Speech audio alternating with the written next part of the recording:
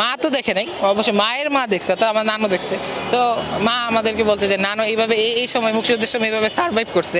16 December ও আমার ছেলে পতাকা লাগাবে বলে চলো আম্মু একটু টেস্টিতে যাই, একটা পতাকা কিনবে, কিনে গাড়িকে সাজাবে, এটা নাকি ওর শখ।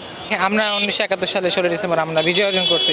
আমরা সবসময় আমাদের বইয়ের মধ্যে পড়েছি, সেটা আমরা সবসময় আমাদের পরীক্ষার হলেও ধরেন আমাদের এটা নিয়ে লেখা লাগে, আমাদের খুব ভালো ধারণা আছে।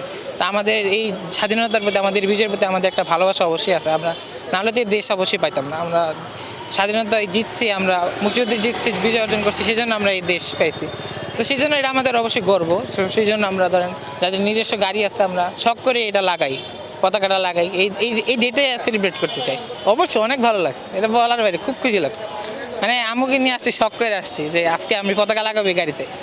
রাত হয়ে গেলে তো দেরি হয়ে গেছে, আমরা টিএসসি আসি, ঢাকা ভার্সিটি আসি, পতাকা সেল করতেছে, কি না সুন্দর মতো লাগাই ফেলে। এখানে ডিরেক্ট এখানে কিনছি, এখানে লাগাই ফেলাইতেছে। মায়ের কাছ থেকে বলতে গেলে অবশ্যই মা আমাদেরকে বলতো যে এই সময়, মা তো দেখে নাই, অবশ্যই মায়ের মা দেখছে, তো আমার নানু দেখছে। তো মা আমাদেরকে বলতো যে নানু এইভাবে এই সময় মুক্তিযুদ্ধের সময় এইভাবে সার্ভাইভ করছে। দাদারা তো মুক্তিযুদ্ধ করছে, আমার দাদা, আমার দাদা নিজে মুক্তিযুদ্ধ ছিলেন, উনি মারা গেছেন, উনি মুক্তিযুদ্ধ ছিলেন।